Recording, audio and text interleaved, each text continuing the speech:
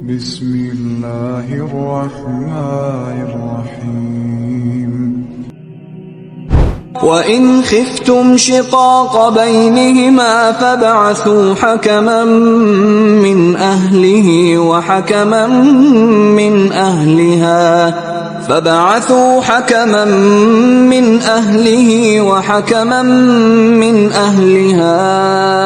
إِن يُرِيدَا إِصْلَاحًا يُوَفِّقِ اللَّهُ بَيْنَهُمَا ان اللہ کان علیما خبیرا۔ اور اگر تمہیں خوف ہو جائے کہ میاں بیوی میں علیحدگی کے چانسز بن گئے ہیں، یعنی اختلافات اس نوعیت کو پہنچ گئے ہیں کہ اب علیحدہ ہونے کے سوا اور کوئی چارہ نہیں ہے، تو ایک آخری کوشش کرو، اور وہ کیا ہے؟ ایک حکم، ایک ذمہ دار شخص، ایک ایسا ڈومیننٹ بندہ ہو جسے مرد والی جو پارٹی ہے اس کے اوپر اس کا اثر و رسوخ ہو، ایک مرد کی طرف سے اور ایک عورت کی طرف سے مقرر کرو۔ اور ظاہر ہے کہ یہ عموماً جو ہمارے معاشرے میں خاندان کے بڑے لوگ ہوتے ہیں یا رشتہ کروانے والے لوگ ہوتے ہیں، تو دونوں طرف سے ایک ایک مرد مقرر کرو کہ وہ ایک آخری کوشش کریں کہ کسی طریقے سے یہ خاندانی نظام ٹوٹنے سے بچ جائے۔ اگر وہ دونوں یہ چاہیں گے کہ کوئی اصلاح کی کوشش نکل آئے، یہاں دونوں سے مراد میاں بیوی بھی ہو سکتے ہیں یا ان کے ریپ جو ان کی طرف سے حکم بنائے گئے ہیں، اگر ان کی نیت ہوگی کہ یہ ہم نے خاندان ٹوٹنے سے بچانا ہے تو اللہ تعالیٰ بھی ان دونوں کے درمیان موافقت پیدا کر دے گا، رشتہ ٹوٹنے سے بچ جائے گا۔ اچھا دیکھیں، اللہ تعالیٰ نے یہ نہیں کہا کہ دونوں مل کے دعا کرو تو میں قبول کر لوں گا، کوشش کرو۔ دنیا کو اللہ نے کوشش کے ساتھ جوڑا ہے۔ یہ جو دعا کی، یہ تقدیر کی ہم بات کرتے ہیں تو اس لیے کہ کوئی اللہ سے بے نیاز نہ اپنے آپ کو کرے، ادروائز خالی دعا، خالی تقدیر کچھ نہیں کر سکتی، اور نہ خالی کوششیں کچھ کر سکتی ہیں جب تک کہ اللہ کو شامل حال نہ کیا جائے۔ یہ ذہن میں رکھیے گا، یہ دونوں ایکسٹریمز ہیں۔ کوشش لازمی ہے، دنیا کو اللہ نے اسباب کے ساتھ جوڑا ہے۔ کہیں نہیں آپ کو ملے گا کہ پیاس لگے تو 100 دفعہ سبحان اللہ و بحمدہ پڑھ لو تو پیاس ختم ہو جائے گی، نہیں، وہ پانی پینا ہوگا آپ کو۔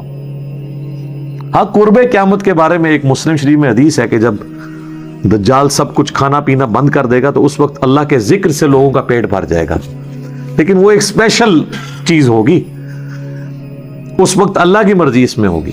اس سے پہلے تو نہ صحابہ کا پیٹ سبحان اللہ کہنے سے بھرنا ہے، نہ آپ کا، نہ میرا، نہ اہل بیت کا۔ اس کے لیے اللہ نے دنیا کو اسباب کے ساتھ جوڑا ہے۔ تو اللہ تعالیٰ ہمارے اگر دونوں کی کوشش ہوگی کہ کوئی موافقت پیدا ہو جائے تو اللہ تعالیٰ ابھی موافقت ان میں پیدا کر دے گا اگر ان کی اصلاح کی کوشش ہوئی۔ بے شک اللہ تعالیٰ سب کچھ جاننے والا ہے اور خبر رکھنے والا ہے، اس کو خوب پتہ ہے کہ کسی نے یعنی وہ جلتی پہ تیل کا کام کیا ہے، کون واقعی چاہتا ہے کہ یہ معاملات نپٹ جائیں۔ اگر کسی نے زیادتی کی ہے تو آخرت میں تو وہ بھگتے گا نا جی۔ وَاعْبُدُوا اللَّهَ وَلَا تُشْرِكُوا بِهِ شَيْئًا وَبِالْوَالِدَيْنِ إِحْسَانًا وَبِذِي الْقُرْبَى وَالْيَتَامَى وَالْمَسَاكِينِ وَالْجَارِ ذِي الْقُرْبَى وَالْجَارِ الْجُنُبِ وَالصَّاحِبِ بِالْجَنبِ وَابْنِ السَّبِيلِ وَمَا مَلَكَتْ أَيْمَانُكُمْ ان اللہ لا يحب من كان مختالا فخورا۔ اور عبادت کرو اللہ کی اور اس کے ساتھ کسی کو شریک نہ ٹھہراؤ۔ پہلی چیز ہی توحید ہے۔ اچھا، یہاں پہ یہ نہیں آیا کہ اللہ کو مانو، اللہ کو ماننا کافی نہیں ہے، اللہ کی ماننا بھی ضروری ہے۔ اللہ کو تو پوری پاکستانی قوم مان رہی ہے، اللہ کی کتنے لوگ مان رہے ہیں؟ تو یہ وَاعْبُدُوا، عبادت کرنی ہے اس کی، صرف اس کو ماننا نہیں ہے، اس کی ماننی ہے۔ اور عبادت کا مطلب ہے ٹوٹل اوبیڈینس۔ یہ نہیں ہے کہ رمضان کا خدا اور ہے اور غیر رمضان کا خدا اور۔ رمضان میں تو یہ قوم مسلمان ہوئی ہوتی ہے اور بعض تو اتنے پکے مسلمان ہوتے ہیں جو پورا سال نمازیں پڑھ رہے ہوتے ہیں, وہ سمجھتے ہیں یار یہ تو ہمیں بھی پیچھے چھوڑ گئے, لیکن عید کے فوراً بعد ریورس ہو جاتا ہے کام. اور اپنے والدین کے ساتھ احسان کی روش اختیار کرو. قرآن میں مینلی بڑے بڑے 4 مقامات جو میں نے بتایا 10 کمانڈمنٹس میں, چاروں جگہ پر توحید کے بعد پہلا حق اللہ تعالیٰ نے ماں باپ کا رکھا ہے. یہاں پہ تو مختصر بات ہے, لیکن باقی جگہوں میں ملے گا کہ اگر والدین تجھے اکسائیں اس بات کے اوپر کہ تو اللہ کے ساتھ کسی کو شریک ٹھہرا, تو پھر ماں باپ کا بھی کہنا نہیں ماننا. یعنی ماں باپ کا حق بھی اللہ کے حق کے اندر اندر ہے. دنیا میں معروف طریقے سے ان کے ساتھ چلنا ہے, ایون ماں باپ کافر بھی ہوں تو. اسما بنت ابی بکر جو حضرت ابو بکر کی بیٹی تھی, ان کی ماں کافرہ تھی, تو صحیح بخاری میں آتا ہے کہ انہوں نے اللہ کے نبی علیہ السلام سے کہا کہ میری ماں مشرکہ ہے, میرے پاس آتی ہے, میں اس کے ساتھ کیا معاملہ کروں؟ تو آپ نے فرمایا دنیا میں معروف طریقے سے اس کے ساتھ بیہیو کرو, یعنی وہ جو ہیومن ڈگنیٹی ہے وہ وائلیٹ نہیں ہوگی. کافر ماں باپ بھی ہیں, بیمار ہوں گے, آپ ان کا علاج کروائیں گے, ان کی صحت کا خیال رکھیں گے, ان کے باقی معاملات کو دیکھیں گے, لیکن بات آپ نے ماننی ہے اس رب کی جس نے آپ کو ماں باپ دیے, اس رب کے پیغمبر کی کہ جو دنیا پہ اس رب کا نمائندہ ہے صلی اللہ علیہ وآلہ وسلم. والدین کے ساتھ احسان کرو اور اپنے قریبی رشتہ داروں کے ساتھ. آپ دیکھیں گے قرآن میں ماں باپ کے بعد ہمیشہ رشتہ داروں کا ذکر ضرور آتا ہے پہلے نمبر پر, اس لیے کہ رشتہ داروں میں جیلسی فیکٹر ہوتا ہے, تو اللہ نے اسپیشلی کہا ہے کہ رشتہ داروں کے ساتھ ضرور اس نے سلوک کرنا ہے. آپ کئی لوگ دیکھیں گے اپنے بہن بھائیوں کے ساتھ تو ان کی دشمنیاں چل رہی ہوتی ہیں اور یاروں دوستوں کو کھلا پلا رہے ہوتے ہیں, تو اسلام میں تو اس کی اجازت نہیں ہے. آپ کی زکوٰۃ کا بھی سب سے زیادہ حقدار آپ کے بہن بھائی ہیں. ماں باپ اولاد کو آپ زکوٰۃ نہیں دے سکتے, لیکن بہن بھائی کو تو زکوٰۃ لگتی ہے, پہلا حق ان کا ہے اگر وہ غریب ہے. اور جو یتیم ہیں, جن کی پرورش کرنے والا کوئی نہیں ہے, اور مسکین لوگ جو ہیں, اور جو پڑوسی قریبی پڑوسی ہیں, اس کا ایک ترجمہ ہے قریبی پڑوسی اور ایک ایسا رشتہ دار جو آپ کا پڑوسی بھی ہو, دونوں ترجمے درست ہیں. اور ایسا پڑوسی جو دور کا ہے, رشتہ دار نہیں ہے, پڑوسی تو ہے لیکن رشتہ دار نہیں, یا وہ رشتہ دار ہے لیکن دور کا رشتہ دار ہے. یہ ترتیب بتائی جا رہی ہے کس طرح حق ہے ترتیب سے. اور مجلس کے لوگ جو تمہارے دوست یار ہیں, دیکھیں دوست یاروں کا ذکر کس کے بعد آیا؟ ماں باپ, رشتہ دار, پھر قریبی رشتہ دار, پھر دور کے رشتہ دار, پھر دوست. اتنے دوست پہلے ہونے نے, الٹا ایک معاملہ چل رہا ہے. اور مسافر بھی. اگلے زمانوں میں تو مسافروں کے لیے بہت بڑی آزمائش تھی نا میرے بھائی, نہ تو کوئی موبی کیش تھا اور نہ کوئی ایزی پیسہ تھا. کسی کو راستے میں قافلے کو لوٹ لیا اور وہ گھر سے 4 مہینے کی مسافت پہ ہے, اس کا اونٹ بھی کسی نے چوری کر لیا, تو وہ گھر کیسے پہنچے گا؟ آپ ذرا امیجن کریں. سفر تو گھوڑوں اور اونٹ پہ ہوتا تھا. ایون آج کے زمانے بھی اگر آپ کے پاس کرایہ نہیں ہے تو آپ کس طرح, ایک بندہ کراچی سے اسلام آباد آتا ہے, یہاں اس کی جیب کٹ گئی ہے اور پیسے بھی کسی سے وہ مانگ نہیں سکتا, پیچھے اس کا کوئی ہے نہیں جو اس کو دے, تو ظاہر ادھر ہی وہ کسی سے مدد کے لیے کرے گا, مجھے کم از کم ٹکٹ تو لے دیں. تو اس لیے مسافر کا حق آج بھی اسی طریقے سے امپورٹنٹ ہے. لیکن اس میں یہ کرنا چاہیے جو پروفیشنلز ہیں نا, ان کو گاڑی میں بٹھا کے آنا چاہیے, ان کو پیسے نہ دیں ٹکٹ کے, کیونکہ زیادہ تر یہ فراڈیے بھی ہوتے ہیں نا. تو میں تو ایسے ہی کرتا ہوں, میں بس میں بٹھا دیتا ہوں اور کنڈکٹر کو کرایہ دیتا ہوں اور اسے کہتا ہوں کہ بھئی اس کے پاس کرایہ نہیں تھا تو میں دے رہا ہوں, اور اگر یہ اترنے کی کوشش کرے تو کرایہ تیرا, تو وہ اتر جائے, بے شک کنڈکٹر کو تو لگ ہی جائے گا نا, وہ تو بیچارہ پہلے محنت مزدوری کر رہا ہے. اچھا, ہم لوگ محنت مزدوری کرنے والوں کو دیتے ہوئے کتراتے ہیں, اور جو ہم سے مفتہ مانگتے ہیں. میری تو اکثر اس طرح, آپ تو خیر میں نے اپنے گھر والوں کو کافی ایجوکیٹ کر دیا کہ آپ لوگ 10-10 ہزار کی شاپنگ کر کے نکلتے ہیں کپڑوں والی دکانوں سے, اور باہر چنچی والے کے ساتھ یہ بحث کر رہے ہوتے ہیں, وہ 60 مانگ رہے ہیں, آپ اسے 50 دے رہے ہیں, اور ادھر سے ایک فقیر گزرتا ہے, اس کو 20 روپے نکال کے دے دیتے ہیں, تو اس فقیر کو آپ 10 دے دیتے, اس کو 60 کے 60 پورے دے دیتے. جو محنت مزدوری کر رہا ہے اس کا حق ہے. اور میرے تو اپنے زندگی میں اصول ہے, مجھے اگر کسی جگہ کے کرائے کا پتہ ہے, چونکہ میں بھی پبلک ٹرانسپورٹ پہ ہی سفر کرتا ہوں, ٹیکسی پہ یا رکشے پہ یا آئی ایس پہ تو چلیں فکس کرایہ ہوتا ہے. تو اگر اس نے پہلی دفعہ میں وہ کرایہ بتا دیا نا کہ یہ اتنا ہے اور مجھے پتا ہے کہ اتنا ہی کرایہ ہے, میں کم بھی نہیں کرواتا. تو کئی بار لوگ ایک دم پریشان ہوتے ہیں. ایک دو بار تو جب میں نے کہا ٹھیک ہے چلیں, وہ کہتے ہیں نہیں جی لے جاؤ. وہ ڈر جاتے کہ یار یہ کون سا بندہ ہے جس کو 120 بتایا تو اس نے 100 بھی نہیں کہا, تو کیڑے چکر ہیں چاہے. یا اس کو یہ شک پڑ جاتا ہے کہ میں نے واقعی کم مانگ لیا ہے, مجھے زیادہ مانگنا چاہیے تھا. ایسا بھی ہو جاتا ہے. اور جو بٹھا لیتے ہیں پھر میں ان کو راستے میں بتاتا ہوں کہ میرے بھائی دیکھو میں نے تمہارا کرایہ کم نہیں کروایا. کیوں نہیں کروایا؟ تم نے جائز مانگا تھا, تو آمدہ بھی جائز مانگنا. ہم بھی تمہاری طرح کے ملازم پیشہ لوگ ہیں. ہم کوئی یعنی چندوں پہ تو نہیں پل رہے, یا ہم لوگوں کی جیبیں نہیں ہتھیاتے ہیں کہ ہمارے پاس اتنا مال ہو کے ہم جو ہے وہ اپنی علیحدہ سے ٹیکسی کے اوپر سفر کر رہے ہوں. تو ہماری بھی کوشش ہوتی ہے کہ یار بس جتنا نامینل طریقے سے گزارا ہو سکے تو اس کو ریئلائز بھی کرا دیتے ہیں.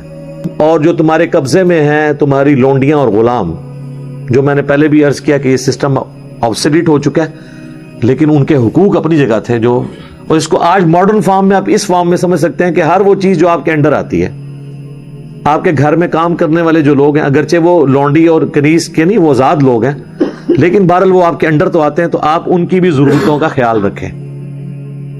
اور اس حوالے سے میں کہوں گا کہ دنیا میں خوش نصیب ترین ملک جو ہے نا وہ پاکستان ہے. پاکستان میں غریب لوگ تو چل ہی چیریٹی کے اوپر رہے. یہاں پر یعنی لوگ اپنے گھر میں کام کرنے والوں کے ساتھ بہت زیادہ حسن سلوک کرتے ہیں. اگر گھر والوں میں سے کوئی باہر سے آتا ہے تو وہ اپنے گھر میں کام کرنے والی جو عورتیں ہیں ان کے لیے بھی کوئی نہ کوئی گفٹ لے کے آتا ہے, ان کو بھی کچھ نہ کچھ کپڑے لے کے دے دیتے ہیں. کل کو ان کے بچیوں کی شادیاں ہوتی ہیں تو پھر وہ جن گھروں میں کام کرتی ہیں وہ پھر ان کو ہیلپ آؤٹ کرتے ہیں. اور یہ آلموسٹ ہر جگہ ہو رہا ہے. اور یہ ہمارے اس معاشرے کی خوبصورتی ہے, اس کلچر کی خوبصورتی ہے, اور اسلام کی دین ہے یہ کہ ظاہر ہے کہ خرچ تو وہی کرتا ہے جسے امید ہو آخرت میں ملنے کی, لیکن اس میں یہ چیز ہونی چاہیے کہ آپ اپنے ملازم کو زکوٰۃ اس لیے سے نہیں دے سکتے کہ اب یہ میرے ساتھ ضرورت سے بڑھ کے اس نے سلوک کرے چونکہ میں نے اسے زکوٰۃ دی ہے.